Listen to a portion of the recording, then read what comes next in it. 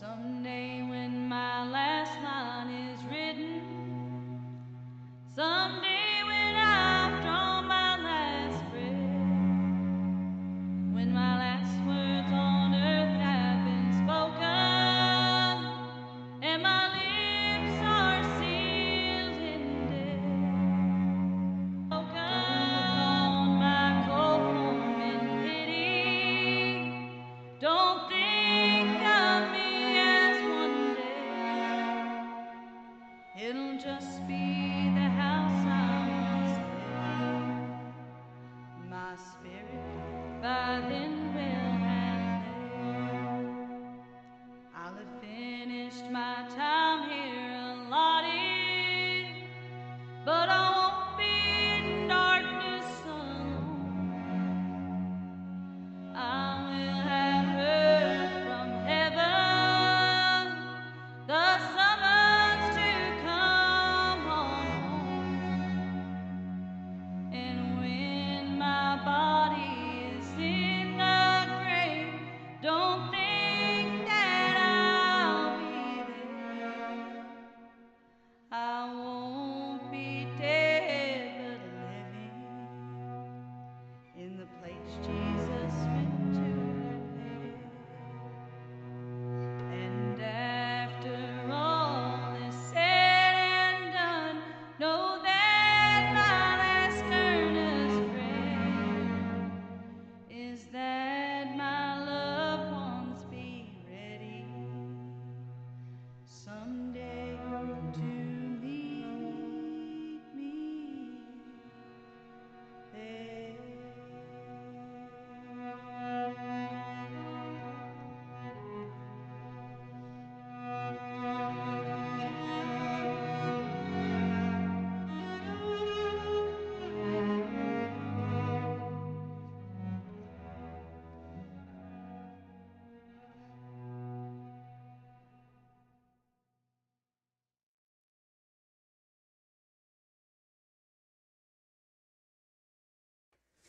Hello, everybody, and welcome to the Iron Mountain Hour. It is Wednesday, May the 24th, 2023. My name is Clliff. I'm coming to you live from Carter County, Tennessee, here in the middle of the Iron Mountain.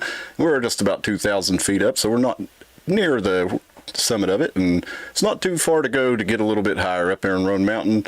You know, y'all got the Mile High City out in Denver on Roan Mountain. We got our town up there about 6,000 feet above the ground, something like that. I think the summit's 6,800, so maybe a little less than that. But hello there, Mr. Alvin Carpus. Glad to have you with us in the chat. Say hello, chat. Everybody go ahead and hit that like button if you would be so kind.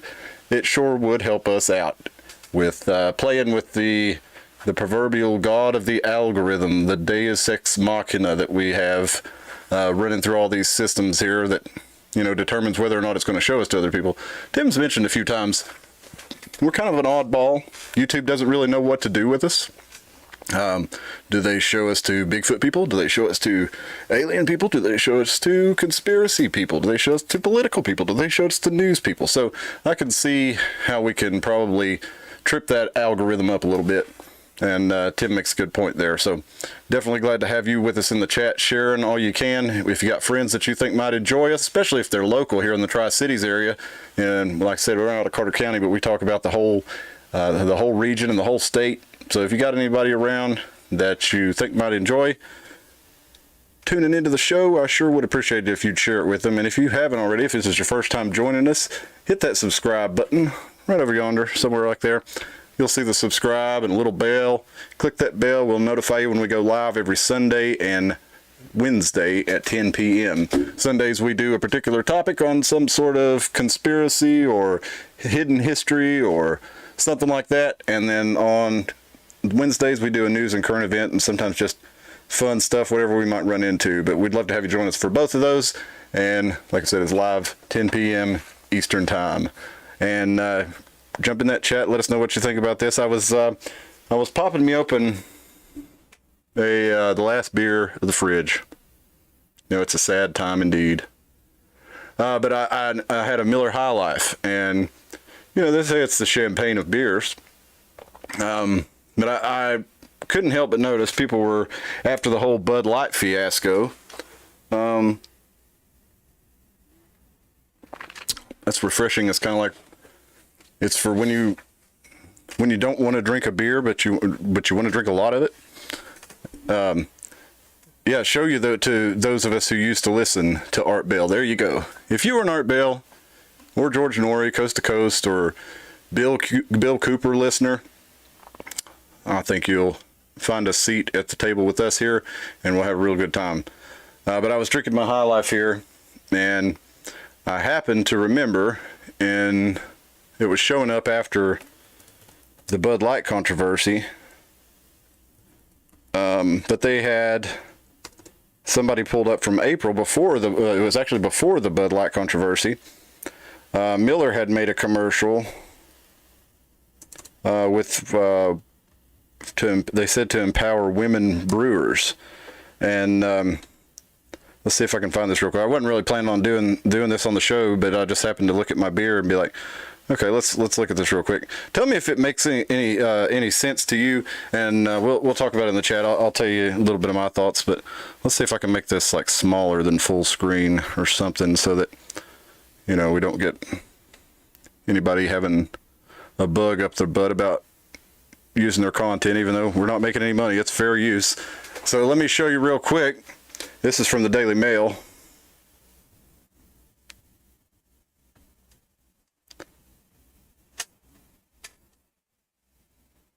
Oh, we're probably gonna have to watch an ad. I should have clicked on through this. I should be better for you people. I don't know why you stay with me. We're gonna probably have to watch an ad of an ad. So let's just see if this little wheel will roll us on in there and let us check it out. Yeah, go figure. There we go. Here's a little Loading already. Here's a little known fact. Women were among the very first to brew beer ever. From Mesopotamia to the Middle Ages to colonial America, women were the ones doing the brewing. Centuries later, how did the industry pay homage to the founding mothers of beer? They put us in bikinis. Wow. Look at this wild. It's time beer made it up to women. So today, Miller Lite is on a mission to clean up not just their but the whole beer industry's Miller Lite has been scouring the internet for all this and buying it back so that they can turn it into good for women brewers. Literally, good How, you ask? Ladies, take it away. There's the commercial again. First, we turn the bad into compost. Then we feed compost to worms. Push out beautiful fertilizer. That good helps farmers grow quality hops, which is then donated to women brewers to make their own really good But there's definitely more out there. In your attic, in the garage, in your parents' basement. Send any you got into Miller Lite, and they'll turn that into good too. So, where to begin on this, really? I'm not sure. She starts off saying that women were the one doing the brewery. That's there's a fair chance that's true. I have no idea. But and then the very next thing she says is, what did they do with women? They put them in bikinis. I'm like, they put them in bikinis. Like, did they force them to wear bikinis and advertise their product, or did they offer them an opportunity of employment for their modeling profession and pay them for it? An agreement which both, worked out well for both people. They sold a lot of beer, and I'm sure those bikini girls, who were, worked hard to get the physique they need, and worked hard to work those rooms, and God knows what they had to do to get some of these gigs, like a Bud Light girl, not that that's the best system or whatever, but at any rate, this was not that they were forced to wear bikinis. And the first time I saw that, I didn't understand exactly what they're saying. I did get it this time. The bad shit they're talking about is the print advertisements of Miller Lite with bikini girls, and I guess any beer print advertisement with bikini girls. And I don't know. I just thought that was a little like, so you're going to give this hops to women brewers. You're donating all this to women brewers and stuff. It's like, I don't know. Are women not making beer. I thought that was the whole thing.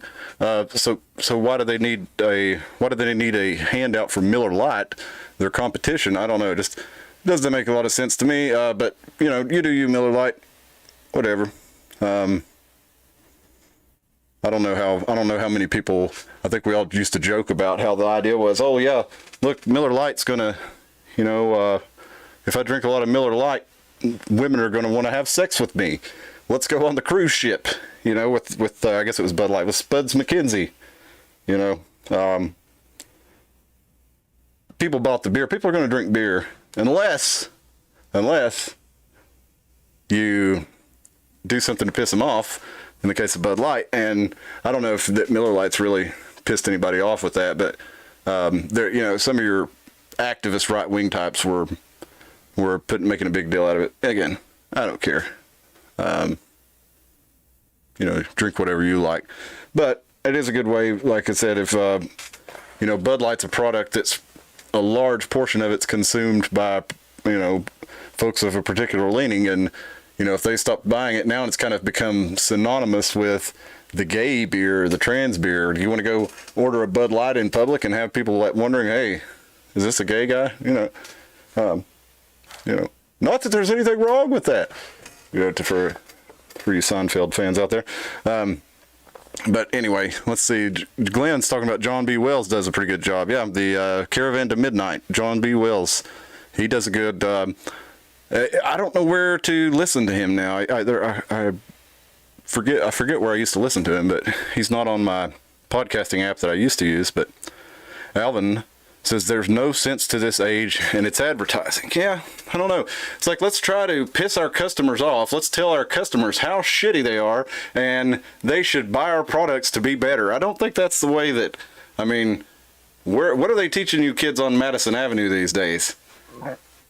I mean, I know everybody wants to be accepting, and hey, teach their own. But, you know, don't go out of your way to piss off a loyal customer base to reach a small percentage of the population. Like, I don't know. I guess if it's that important to you, Bud Light, then good for you. Whatever. I'm just here to enjoy it and talk about it all. Glenn says give him a Coors. I've been drinking those the Samuel Adams, the Boston Lager. For some reason, they say they revamped the formula on it, and I'm not sure why. It was fine the way it was. I can't really honestly tell any difference, but. I'm always good with Sam Adams. Luckily, there's the Yeehaw Brewery here in Johnson City. They make several varieties. My gas stations, though, they only carry the IPA and like the Dunkel. And sometimes you'll see the Kolsch. Which, you know, Kolsch is one of those that's kind of like a high life. It's good for mowing the yard or something like that. But if you want actual, you know, beer to enjoy it, there's not a lot of options, especially at the gas station, but even at the grocery store, other than IPA. There's so many IPAs and so many craft IPAs, and there's some good ones out there. I'm not, you know, I'm not too good to enjoy an IPA. The Voodoo Rangers are pretty good. Now Alvin says he's going back to the trailer park days, PBR and RW&B. I'm not sure about RW&B, red, white, and blue. Well, they don't give blue ribbons for second place, do they, Alvin?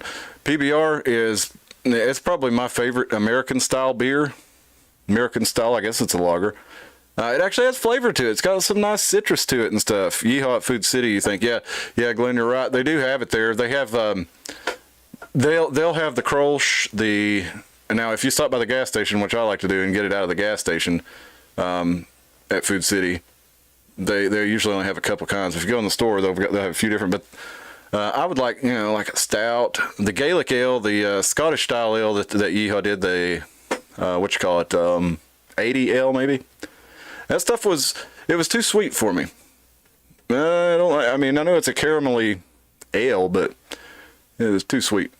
So I really couldn't drink more than a 6-pack of that, and I didn't buy any more. Spill says she's had one beer in her life. It's not for her. Well, I can remember tasting a Natural Light, or no, maybe it was a Budweiser that I tasted when I was when I was about 5 years old, and I said the same thing. This is not for me. And then my friend Michael in high school, I asked him, how can you drink natural light? And he told me, it's an acquired taste. And he was right. And you see, I started kind of enjoying something without much flavor. And then I got it, as I got older, kind of with everything, tobacco, liquor, beer, coffee. I wanted a taste that would kick me in the teeth. I want to know I'm eating or smoking or drinking something. You know what I mean? Give me a full-throated, Winston Red. Give me a great big fat cigar with as much nastiness as you can cram in there as far as the flavor. You make me an IPA, cram so much hops in that shit that it tastes like earwax. You make me a stout, I want it to taste like strong coffee grinds. Give it to me. Give me the flavor. But no, that's something as I've gotten older, Alvin says light beer was known as 3.2 back when I was young. We called it near beer. Yeah, Alvin, they kept that the light beers and stuff. They really stocked that stuff at like the party towns and the beach back in the day. Up till even when I was a kid, I don't know if it's still like this now, but the beer that they sent out to Myrtle Beach and stuff like that was a lower percentage of alcohol than what they sent elsewhere, just because people were partying and drinking so much of it. Well, Spill says, yeah, I understand that, Spill. Yeah, that's not for everybody, and if you don't do it, it's not like you'll ever miss it. I have a few vices that I enjoy. I try not to overdo them. I don't feel like I do, but if that's one less thing that you have to spend your money on, and you don't ever have to worry about needing it to find enjoyment. Yeah, not many alcoholics, but our share of drunks. Yeah, same thing in my family. Well, not even really. Well, it wasn't really. No, we haven't really had any alcoholics except for my papaw, I think. But the rest of the family, well, no, I take that back. There's a couple here and there, but not a whole lot. And the rest of the family, though, just when they get drunk, including myself, if you get drunk, you do something real dumb and embarrassing. Yeah, I've done it. I think my shining moment was getting kicked out of Outlaw Fest in Bowling Green, Kentucky, after performing and getting overly drunk, and Miss B had to give me a ride home. I don't know why she stayed with me after that, but it was really embarrassing when I, unblacked out and realized what I'd done. Yep, you got to control it, not control you. Yeah, hey y'all, watch this. Famous last words. But yeah, they I'm going to enjoy my Girl in the Moon, and I think that's funny because, they're like, oh, we have to get rid of all this bad shit, and I don't think this is bad or anything, but you can't really see her. But the Girl in the Moon, she's wearing a dress sitting up there, and I'm sure she's, that looks like, that might be the Seven Sisters, the Pleiades. And she's sitting in the moon. Yeah, definitely some symbolism going on there. She's got a pointed hat and striped red and white clothes and stars on her white belt. High Life ain't bad. No, I mean, High Life's good. In Miller Genuine Draft, it's not bad. Yeah, but I'm with Alvin, though. The PBR, if you want if you want an American beer that actually has some flavor, PBR, Yingling, that's where it's at. Dalton's, he's probably seen stuff we've never heard of in his job. But yeah, High Life is like the old staple. It's the old go-to. You don't want, you stop at the gas station after work. You want a beer, but you don't want to go to the grocery store to get actual, tasty beer. You've been working all day. You're hot. You're probably going to mow the yard or till the garden or weed the garden or, exercise your dogs or walk with your kids, shoot basketball, whatever it is that you do. And you're not going to want a big, heavy, creamy stout or, something like that. You want a light, refreshing beer. And High Life is good for that. So is Coors. That's the kind of stuff I like those for. And then Sam has those, Sam Adams has those, seasonal ones. And I like those. The cold snap that they come out with the spring every year, and I like those a lot. I think it's like a white ale. And then they have the summer, which is it's like a wheat beer with a lemon flavor. And I like that stuff. Schlitz had to go under before MHL could move to the front. I don't know much about Schlitz. I never have tried a Schlitz in my life. I never tried an Old Granddad either. Bud sales are down 50%, Dalton. Holy crap. Coors and Miller and Yuengling are through the roof. Wow. Well, I've been hearing anecdotally that was the case from other people as well. And, I think globally, InBev is down like 1%, but in the United States, the Anheuser-Busch is down like 20-some%, which is huge for a multi-billion-dollar company. Oh, Schlitz was a high-end form of PBR. Okay. Keystone and Coors Light, Dalton. You remember the bitter beer face commercials? That was some of the best marketing. See that? Now that was way better than Girls. Bud Light had Girls. They were a dime a dozen on beer ads. But good old Keystone Light comes along and shows you the bitter beer face, and you remember that shit, and you're like, oh yeah, that last beer I had was pretty awful. Let me get a Keystone Light. Let me at least try that. Now you get a Keystone Light, and you're, if you want a beer, you're probably disappointed. But if you want a non-tasting or a very light tasting beer, then that you can drink without feeling overfull and stuff, yeah, sure. I did not know that Schlitz was. Now what was that other one that they used to have in? It was a Milwaukee area beer or a Wisconsin area beer. Shoot, it was in the league with like Schlitz and Yuengling and lime juice and Keystone. Yeah, I like that. Like I said, a Keystone Light with a lime mowing your yard or something like that. Hell yeah. I'm on that train. Let's see. That song that I played on the way in, I don't know if y'all jumped in time to hear the intro song. I played you the a cappella version a couple of weeks ago. Tim recorded that with Danielle Collins. She's a school teacher and a gospel singer. And he heard her perform and heard her sing a song that just got stuck in his head. And he said, hey, do you want to come back and record that? I won't charge you or anything. Just think you got an awesome song and an awesome voice, and would you like to record it? And she said, sure. And then next thing you know, Tim's gone and he did some work with Dave Eggers of Coldplay, the cellist, and now he's got Dave Eggers' cello recording on there. Yeah, apparently when COVID happened and Dave Eggers was working out of New York City, all the recording stuff shut down up there. And he actually came down here to do some recording with Classic Mike Stevenson at Classic Studios, friend of ours. And Mike was actually nominated for a Grammy, by the way, for his work on this project. But either way, Tim gets hooked up with him, puts him on the album with Jamie Lee Collins, and that's his awesome cello playing you hear there with her beautiful voice. Bumper song was good stuff. Alvin, you think the real story is that if we want to make a difference in our world, we need to start voting with our wallets? Absolutely. And that's what I was telling people, like, and I'll be honest, I haven't, because I've actually had to go downtown Elizabeth a couple times, but we were talking about the license plate reading cameras a couple weeks ago, and I said probably the best way to really fight those is not to go down and stand on the corner. It's not to go to the city council meeting. The best way to do it is probably to encourage everyone to that would care about such a thing to not shop at businesses where they're going to have to go through those cameras in order to get them, or to go a different way and tell that business, I'm sorry, I'm not going to be shopping here anymore because those cameras are tracking my movements everywhere I go. I did have a couple corrections I wanted to make because there was, I guess I'll say more information, and I had some incorrect assumptions.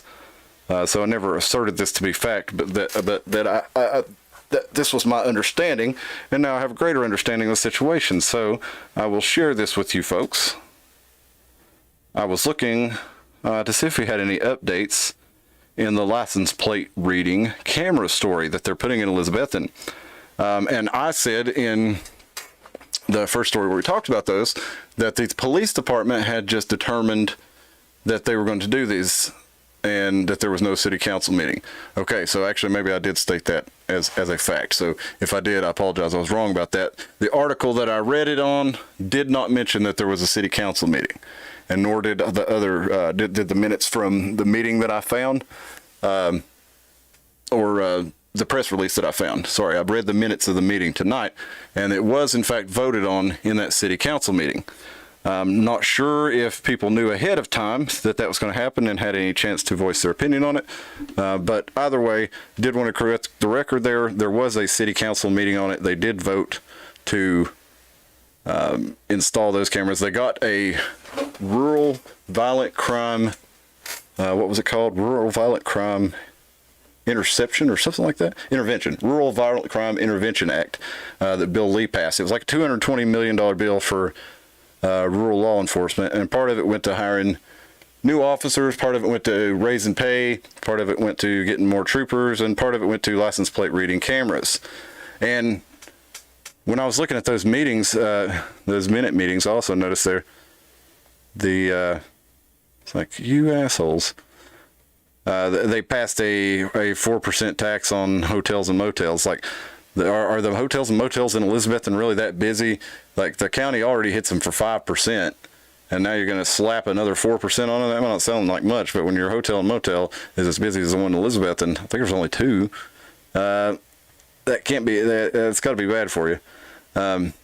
But you know, it's easy to prove that when there was only 2 motels in town. Who's going to stand up for the motels? Who cares? But I did find whoops, that's not what I found. I found a little bit of information about, remember they came out with those new license plate, this blue license plate here in Tennessee a couple years ago. I think it was last year that this became a problem. February, I think, of 2022. They started putting out press releases. Oh, there's a safety issue. Oh, we've got a problem with the new license plates. And it turned out those cameras couldn't read them. They said, oh, we're going to have to recall all the license plates. And we're going to have to give one that everybody, because we can read the white backgrounds on the old license plate, and we can read, out-of-state license plates. But we've got to be able to know who everybody is. So they actually did recall the license plate. They updated the software on the cameras and made them able to read it. And, they put that out everywhere. But I was reminded of that story, and then I came across another story that I wanted to share with you from WBIR. I'm pretty sure they are out of Knoxville, Tennessee. And they did an investigation. And this is one of the times that, there are times the American Civil Liberties Union is useful. Now, pretty much during the Trump administration, they were not very useful. They were, the anti-American Civil Liberties Union at that time for anybody who had a slightly right of Stalin political point of view. Now, those people could go fuck themselves. But meanwhile, this guy who thinks he's a fairy and dresses up as a 4-year-old girl, he's allowed to go play in the sandbox at preschool.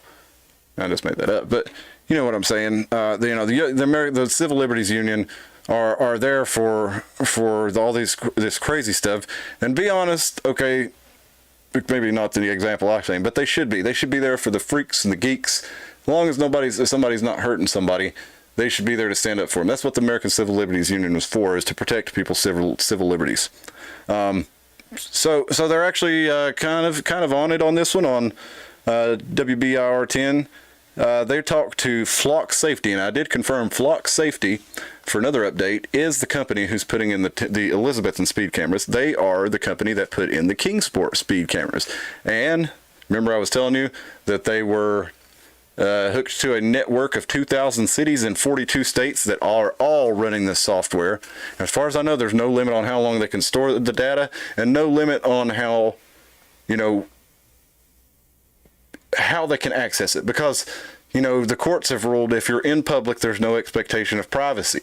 So therefore they can leave a camera running, according to the courts, at all times in public and catch you for anything on it. And we've gone over why this is such a bad thing. But I wanted to look at this a little bit here. This is from Flock Safety. They say, "We are all over." Doesn't that sound menacing? More than 1,000 cameras are capturing license plates across Tennessee. Then the ACLU says it's hard to drive most places without being captured by one of these cameras. Flock Safety says they're caught solving crimes. Oh, well, they're solving crimes. But by all means, let's let them put the cameras in our living rooms. I mean, they solve crimes, right? They definitely solve crimes. Josh Thomas this is out of Knoxville. Josh Thomas of Flock Safety, he's the vice president of policy and communications, says it's public information on public roads. No personally identifiable information that's captured with rock. No personally identifiable. What the hell is this guy talking about? How are you going to catch the bad guys if you can't get personally identifying information? That's the whole point of it. They're going to capture your license plate. They're going to capture your car, make, model, dents, dings, bumper stickers, whatever. They're going to capture all this. And whether or not you are suspected of committing a crime or anything, they're going to collect that data on you. And if they ever need it, if they ever want to use it against you, oh, well, he drives by this suspected drug home every day. That's a good enough reason to pull him over, right? So we see this guy, let's pull him over, see what he's got. The WBIR says their investigative team found at least 6 cameras while driving from the edge of Knoxville on Alcoa Highway at the start of Maryville and Hall Road. All of them had the Flock Safety logo.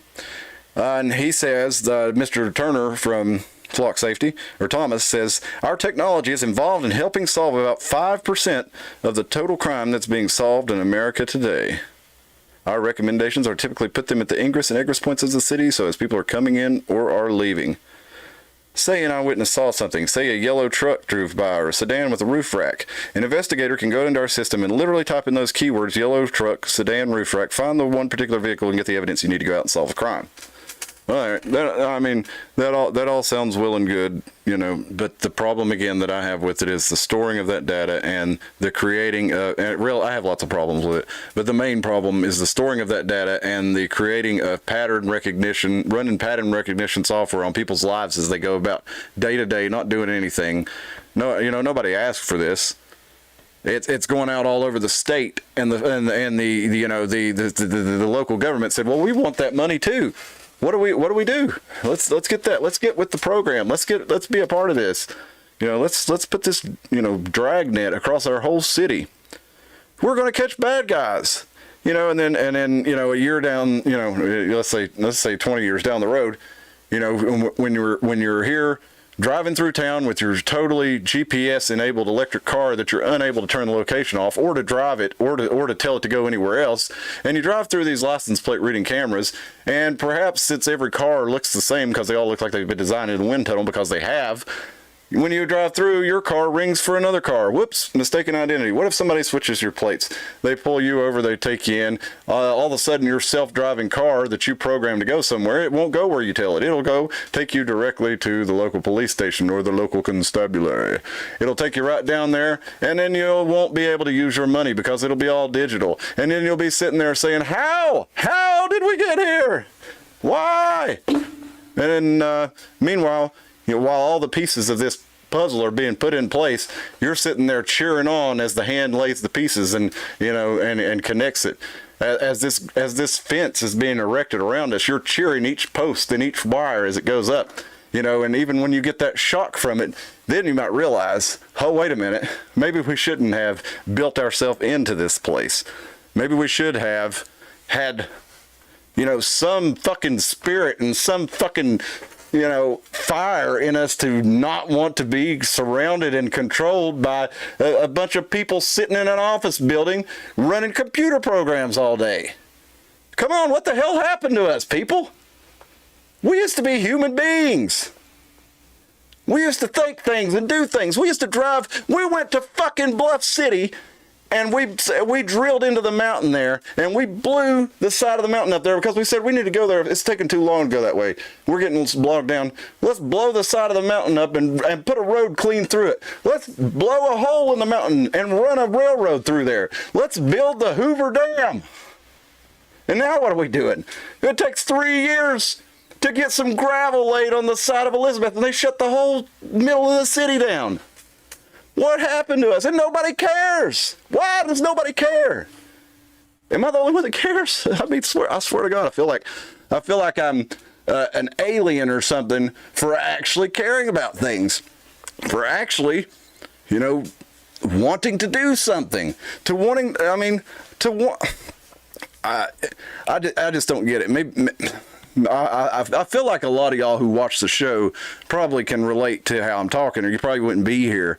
But it's just like, I was telling my daughter earlier, and we were just joking around, but she's like, "You're crazy, Dad." And I said, "You know what? I'm just a normal person from 25 years ago." She said, "Yeah, I bet your parents said the same thing." I said, "Yeah, but they were crazy." But no, but yeah, man, I just don't get it. Why do I have to make a show telling you that this stuff is bad? Why does this have to be a thing? Why do you not see this? I mean, y'all, 1984, Animal Farm, Brave New World, it was required reading for the boomers. The boomers made all us, you know, Gen Xers and millennials, they made us read all this shit. And then they sit here and vote and cheer for all the things that are in those books that are all the reasons. The memory holes. You know, look at that. We got censorship on the internet, the memory holes. We got, you know, of course, you know, the Stalinizing of people, take you out of picture. I mean, the constant surveillance, the spy grid, you know, not being able to trust your neighbor because they may report you for some petty offense. It's just insane. Everything in there has happened and then some. We are so far past 1984, and it's like we're right before Brave New World, before, you know, while all the undesirables are still here, and, you know, before they've taken full control of mating and, you know, force medicating everybody. But they're trying. Don't worry, they're trying. Let's see here. Let me catch up on the chat. Let's see. Alvin says they don't need to build fences. They have interstate beltways already fenced. All they have to do is block the ramps on all the roads, and the cities are fenced in. Yeah, but Alvin, they won't even have to do that. I'm saying, I mean, yeah, they might could do that now. It's not going to be physical. Our prison is going to be digital and mental. That's what it is, man. It's like, yeah, they could block off the road, but if you block off the road, we're Americans, so somebody is going to go, you know, make sure there's not something blocking the road in some way or some form. And meanwhile, if we can be slowly lulled to sleep by our devices and our social status, as far as, you know, these devices are radiating out, you know, what the way you're supposed to behave. And if you don't behave in the manner that is put forth from these technological devices, largely AI generated, you know, determining what we're going to see and what is appropriate, you know, and occasionally you'll have human beings correct it, but, you know, they've learned if they can just go a little bit further at a time, they'll get away with it, you know, and, you know, just keep pushing that envelope. Well, yeah, Alvin, you're right. The digital fence is going to be, first they're going to make it where you don't need to go anywhere, right? Then they're going to make it where you can't go anywhere. But by the time you can't go anywhere, they're going to make you content to stay where you are, right? Because so many of us have lost that drive, that will, that fucking humanity. So many of us have lost that. And if you can plug them up to a realistic AI where they can watch porn and play realistic violent video games, you know, and build things and, you know, harness their energy. I heard a story about somebody, it was on a TV show of some sort, Super Nanny or something like that. And this woman was like, she had a family that she was neglecting, and the children were misbehaving. Meanwhile, she was sitting there playing The Sims 2, raising a virtual family while neglecting her real family. And it was just crazy, because it seems like a good amalgam for, thank you, advertisements. Jeez Louise, where did that come from? Let's see here. Spill says they play games. I have to stop caring so much because I can't change a thing with my caring. Well, you can, Spill. You can. You can. Yeah, that's the first step, is you have to care. Without caring, there's nothing else coming from it. So that's first step, is caring. And the other step is, it's not even, you don't even have to like go be active, as far as, you don't have to go protest and do stuff like that. Just Agora, yeah. There you go. Alvin says, yes, Bill, the only vote we have now is our money, and that Bill says it's all by design. We can't control the winds, Bill says. We can only adjust the sails accordingly. Absolutely. Alvin gives her a big amen. And he says, time to roll out the Agora and work outside the system. Spill says, where I live, no fences or beltways. Wide open turnaround when I want. Yeah. But again, we're talking about a digital beltway, a digital control grid.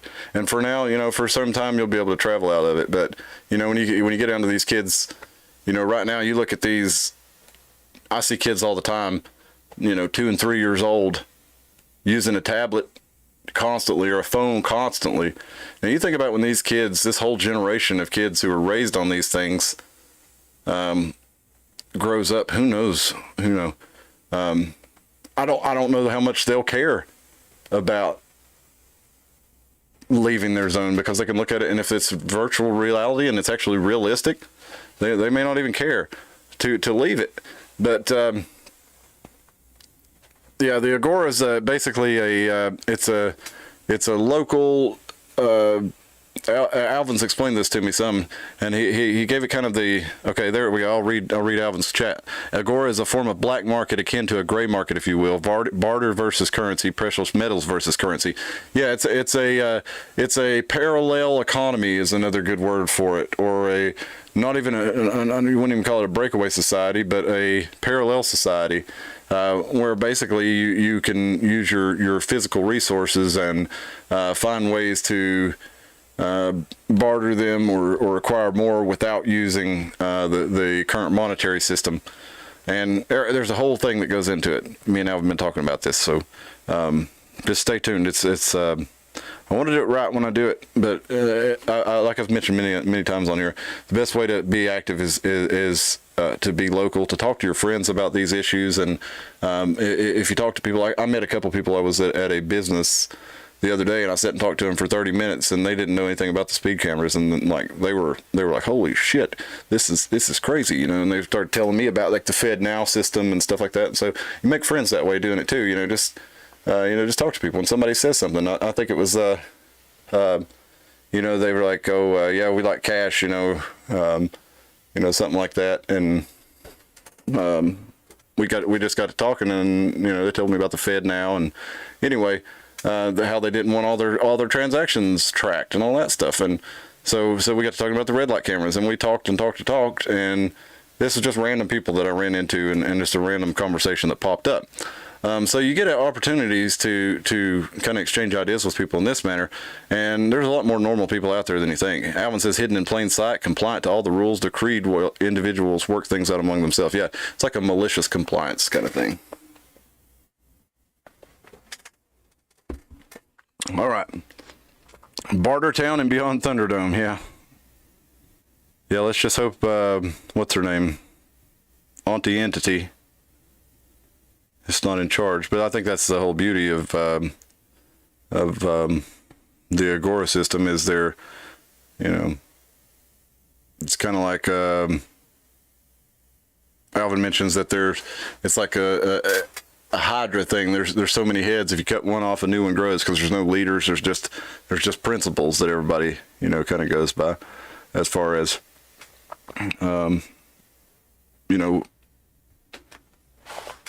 how to operate the community. Let's see. All right, I'm wanting to finish up here. We got about 15 minutes left, so we're going to have a little bit of fun here. I was showing y'all, make sure I got everything else that I wanted to on this about the license plate. Oh no. Oh yeah. This is the fun part, and it's still related. So, like I said, I read the minutes, and I was trying to find more stuff about the council meeting and the grant and stuff where I found this. Well, I came across this old Elizabethan Star article, and I just had to share it. This is from, let's see, when is this from? Looks like they've cut the date off of it. No, there we go. Friday the 5th, January 5th, 2007. And let me just show you this beautiful story. Speaking of license plate readers, right? See, Google knows what we're looking for. Traffic stop leads to 3 arrests and a meth lab fine. Broken taillights and a homemade cardboard license plate led police officers to conduct a traffic stop on Wednesday night. And this resulted in the arrest of 2 men and a woman on various drug and alcohol related charges, and they discovered a meth lab in the trunk of the vehicle. And these fellers here were arrested by the Carter County Sheriff, so I'm not going to read their names and stuff, even though it's a long time ago. They charged them with possession of Schedule 2 and 6 and 4 and paraphernalia. And I don't know what they charged them with the meth lab manufacturing, I guess. But I just thought that was hilarious that they made a cardboard license plate. And, I have actually done this before, lost tag. And I did not even put my number on it. And I wasn't pulled over, but then again, I wasn't riding around with a meth lab and a bunch of drugs in the trunk. So, the lost tag thing actually will work for a while, but not probably the best time to be doing it there if you're cruising around in an old, looks like an old Mayberry police car. It looks like an Impala. And yeah, probably not be good to cruising around with a meth lab and lots of drugs to have your cardboard license plate. So, another thing that I thought was really funny, I took a screenshot from my phone and sent this to myself just so I could share it with you, because this was searching for the red light camera, the license plate reading camera articles, and I was trying to find more information. And what did I find here? Let's look. Escort girls in Elizabethton, escorts in Elizabethton, Tennessee. Karen, 33 years old, escort girls in Elizabethton, Tennessee. Last week, the car was spotted along traveling through a license plate camera. I had to see. I clicked on it, and it just took me to make a profile at this site. So I was like, no, I'm not gonna ride this train any longer. But look at the next one. 50 plus speed dating in Bartlett, Tennessee. The herpes dating site in Elizabethton, Tennessee. Road cameras, traffic cameras, and automatic license plate reader cameras. What are they putting in their meta on their articles there, or on their websites? Just pick up anybody. And then I tried to read this guy's blog, but this says it's going to harm my computer, so I didn't want to do that because I don't have no idea this is. But this appears to be a local guy who is doing commentary on his blog, but without knowing who it is, I'm afraid to click on it when it says it might hurt my computer.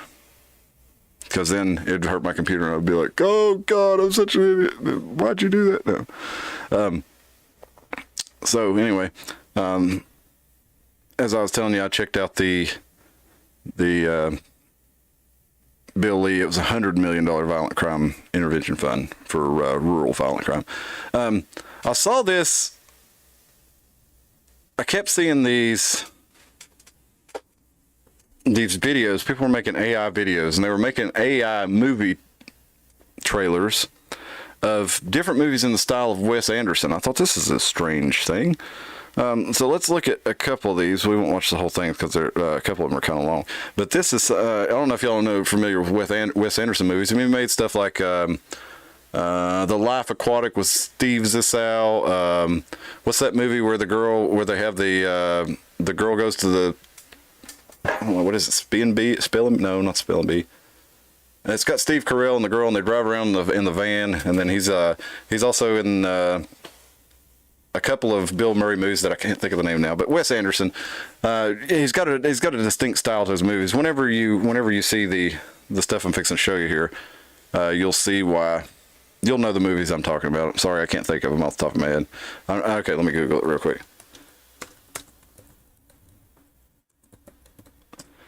So he's got Moonrise Kingdom, that's one of the ones I was trying to think of. Grand Budapest Hotel, Darjeeling Limited, the Royal Tenenbaums, The Life Aquatic, Rushmore, a lot of dry humor and kind of quirky stuff. But he's got a definite style to him, and even Tim mentioned when he and I were first talking about AIs and having them draw art for us, he mentioned doing stuff in the style of Wes Anderson. So anyway, I thought this was kind of odd that I started seeing all these. I thought it was pretty cool, to be honest. But I started seeing these tweets with videos of Wes Anderson films, but these were actually AI doing if Wes Anderson did. Here is The Lord of the Rings. If Wes Anderson did The Lord of the Rings. Let's look at this real quick. Middle-earth, embark on an epic journey unlike any you've experienced before. This winter, Wes Anderson presents a heartwarming and quirky adaptation of a beloved classic, The Whimsical Fellowship. Meet Frodo Baggins, an unassuming hobbit, chosen for an extraordinary task.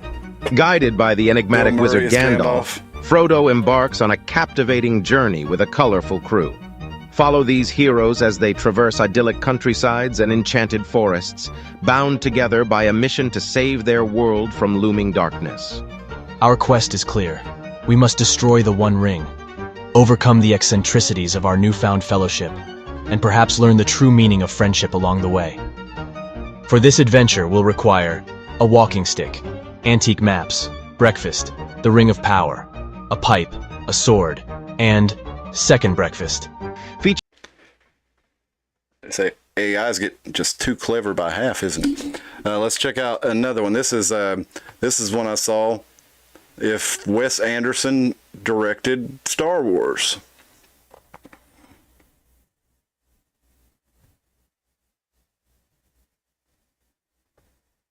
And I don't know who's making these things, but they're coming out from a lot of different accounts.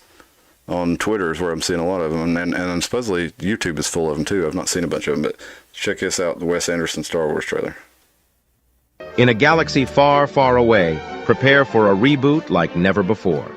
This summer, Wes Anderson brings you a side of the Star Wars universe you've never seen before, the Galactic Menagerie.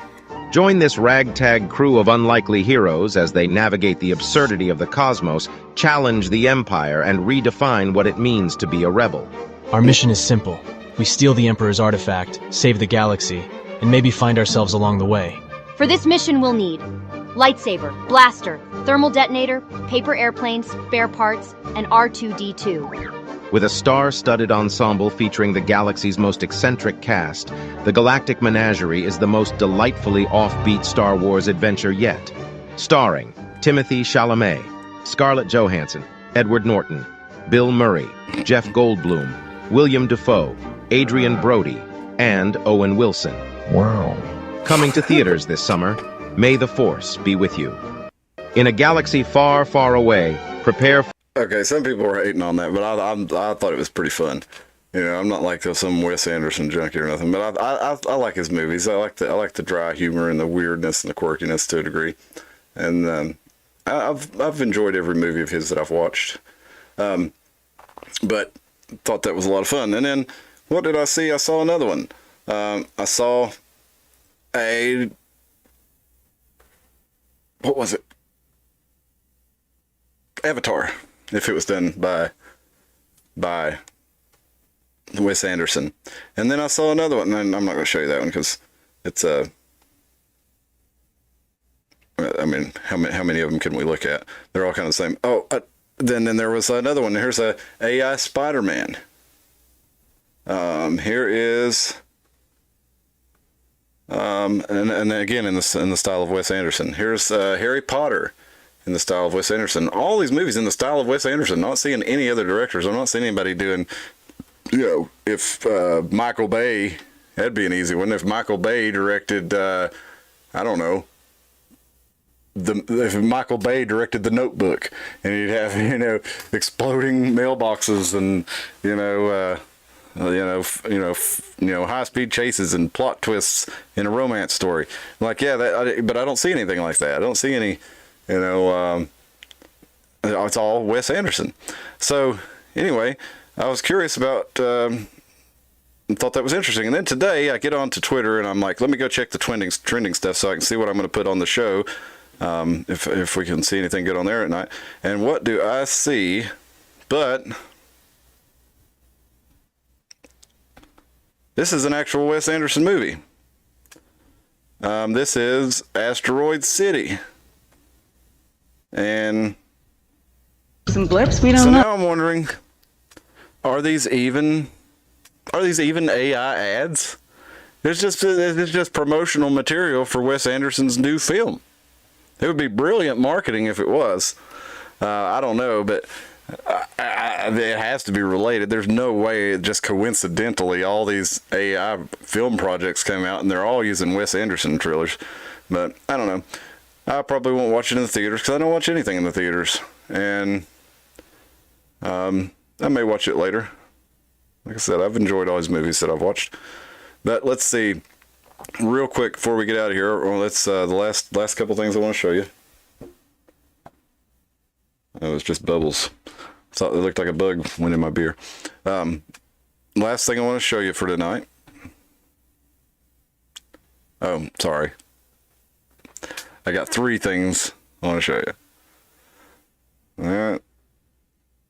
This one, an AI movie called Spaghetti Terror. And this is an AI horror movie trailer. I thought this was just tons of fun.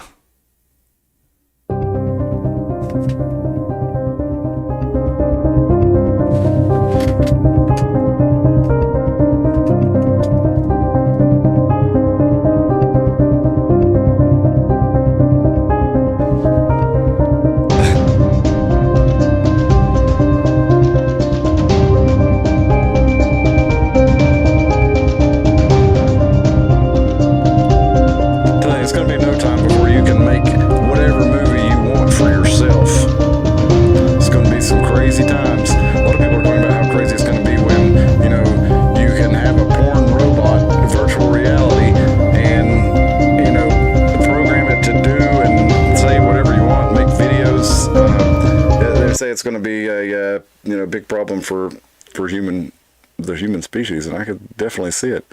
If especially people who guys who can't get girls, and it's easier. It's they're getting the same reward as far as they're concerned as young men who don't understand their place in the universe or society.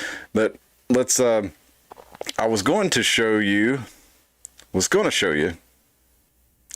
an AI thread of celebs at normal jobs, which was fun. Like seeing Will Smith as a movie theater, counter worker. But we'll skip that tonight. I'm going to show you this video of an AI movie. What if AI and Nick Cage merged?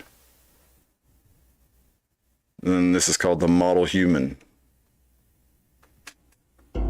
I created something I thought I could control. But it's taken over my life.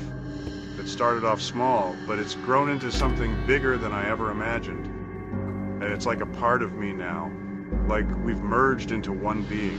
I can't tell where I end and it begins. I'm lost, trapped in a world where the lines between reality and fantasy are blurred. Can you help me, Doctor? Okay, so keep that in mind. We're going to look at another one. Now, while you're thinking about that, keep in mind that that video was prompted.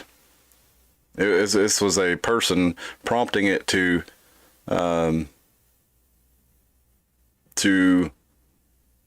make a movie about Nick Cage and AI merging it. Now, this video, the prompt for this one, where's it at? Sorry, one moment. There we go. The prompt for this one they put into Mid-Journey was a short film of human evolution.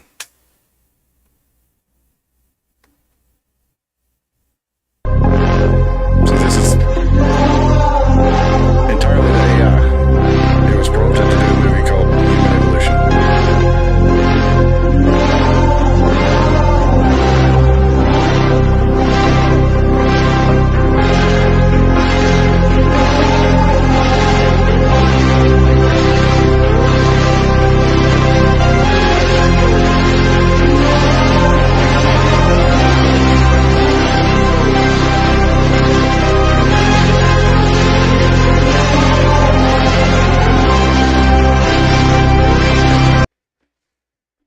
You saw what happened there, right?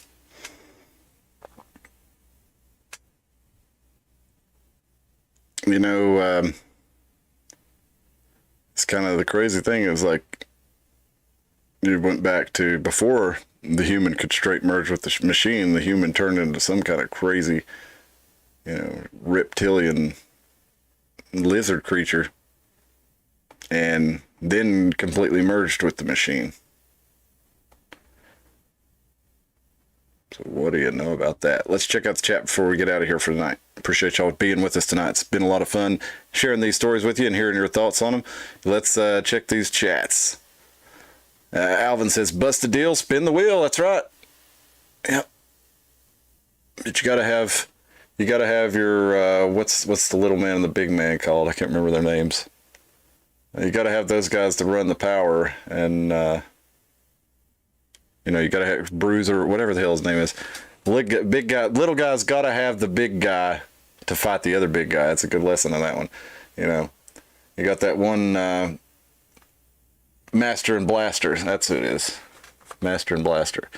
Blaster, is the who protects Master, the little guy who's riding on him, but Master's the guy who knows how to run the power station. So Auntie Entity can't get rid of Blaster, so therefore she can't get rid of Master. Well, then good old Mad Max comes to town and does the work for her.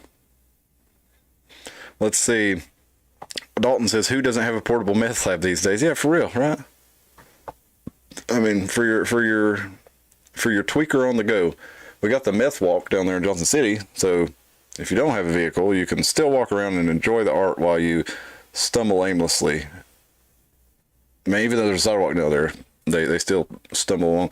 Well, I was walking through there, and the guy there was full traffic coming, and this guy just wearing, he's wearing pants with paint all over him, no shirt, shaggy hair and beard, just staggered right out into traffic. Like I said, four lanes of traffic, and this guy just, he doesn't even look while he's walking the road, and then he gets to the sidewalk on the other side of the road, and he just starts kind of looking around like, what did I come over here for? Alvin says, you got it, Dalton. That's as important as a spare tire. Yeah. Gotta have your spare pipe, too. Dalton says, that's some Florida man stuff. Absolutely. Carter County was, okay, the people who went on to be descendants of Florida man, their ancestors still live in Carter County. Alvin says, like an underground version of Blake Edwards. AI porn. Yep, you read my mind, says Alvin. And says Dalton. And Alvin says, you heard Russia has now decreed they will no longer protect copyright or patents from countries that have sanctioned them. Well, why should they? I mean, hellfire, why would they? We've said, well, you can't trade with us. You can't, trade with our friends. You can't, why would they protect our IP or patent information? That's something you do for your friends, and we're making it very clear we don't want to be friends with them. We have over the last, at least 10 years, but really before that, it was pretty much, it's like when the Soviet Union started falling, like the biggest Cold War hawks, like the biggest anti-commies were saying, no, we don't, okay, they've fallen down, let's not push this envelope with like pushing NATO into Ukraine and Estonia and Latvia and all this stuff. Let's not do this, because right now we should try to be friends with them. They've failed, and new leadership's being created. We should not try to continue the Cold War. But the military industrial complex has always got to have a bad guy, and it took them a little while to move on to the terrorists and stuff. But then the American people realized that a lot of that was the result of CIA intervention abroad, and that we really shouldn't be there messing around, and it actually wasn't crucial to our national security interests. So we had to make something that was crucial to our national security interests. We got to redo that Cold War, baby. We got to get some of that Cold War action going. Remember the good old days? We could scare everybody thinking there was a nuclear attack coming around but now nobody even cares. So it's like you could, yeah. I don't know what you'd have to do, because you got these people, out there cheering on, oh yeah, let's go Ukraine, let's support, Ukraine, give them everything they need. Russia's these terrible guys for invading. Okay, whatever. Sure, it is, but do you really want to go into armed conflict with another superpower right now when, the technology is at a level that's never been before, and Russia and the United States have more nuclear weapons than anybody. Do you really want to support something that's going to take that further? I mean, I'm all for a strong posture and stuff. You know, even Kennedy's like, you know, you can't sit those missiles in Cuba. You can't point nuclear missiles right at us in Cuba. But then, you know, a secret part of that deal was that he actually also removed, because one of the reasons that Khrushchev set those missiles in Cuba is because we had some over there in Eastern Europe. I can't remember, Turkey or somewhere. They had some secret missile sites over there, and we had to remove those too. So you got to be willing to give and take. But you know, this, you know, neoliberal contingent is only willing to take and not willing to give anything, and that doesn't make for good relations. Let's see. AI porn is going to be the new form of population control, says Dalton. Yeah, I mean, you think about it. You think about if, well, I mean, you got AI porn. You got guys just not reproducing because they're getting everything that they want at a young age while they're viable young males, and they should be out hunting chicks. They're at home getting, you know, what they think is the same experience by, you know, programming in a computer or paying somebody who's programmed it in a computer. And then, you know, you've got, you know, the kind of abortion on demand as far as, you know, big cities. A lot, you know, you get a lot of that way. Then you got free birth control in a lot of places, and you got different, you know, other chemicals, whether it be medication or additives to or pollutants that sterilize people. And then you've got folks who are, you know, becoming folks who are homosexual or transsexual. They're likely not going to. I mean, a lot of them do have kids before, but if people are, you know, homosexual or transsexual as teenagers, there's a good chance they don't have kids later on.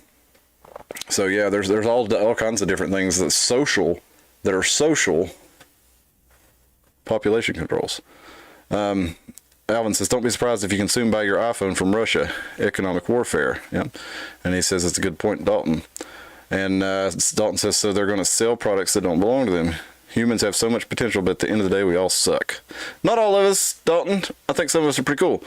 But we all do have suckiness about it. We all do sucky shit. But we got to recognize when we do sucky shit and try to try to do better and try to be the best that we can be. And we'll always fail at being perfect, but we can always be better than we were yesterday. And Alvin says, so AI, crew, and pirates will have an open market. Yep. And givers have to regulate their giving because takers never do. That's right. Good point, Evan. Well said. Hey, I appreciate you joining us. Leave us a like on the video if you're still with us. For sure, share this around. Be back Sunday. We're going to talk about something fun, and I can't remember what it was. I picked out the show topic already, and now I can't think of it. So if I can't think of it in the next 5 seconds, you'll just have to wait until Sunday. But it's really not coming to me. I don't know why. And especially when I get in these shows, I forget what the last week's show was about. Now, last week, what was it? See? I already forgot. But yeah, I've got a good show planned for you this weekend, I swear. It's going to be fun. Appreciate y'all. Everybody have a good week, and we will see you on Sunday night at 10 p.m. Eastern. I'd love to hear from you in the email, theironmountainhour@gmail.com. And I'm hoping, Sean, if you're out there, I sent you an email back. I'd like to share the pictures that you sent me of your house, because it looks awesome, and I would keep your address, you know. I wouldn't put that up there or anything, but I don't guess you care too much because you've listed it, you know, in public, but if people see the pictures, so. But I still wanted to get your permission, so if you're out there, check your email and let me know. And I appreciate everybody tonight, and we'll see you on Sunday. Dalton says you'll remember the second you're in the stream. That's how it goes. I guarantee it. Have a good night, everybody.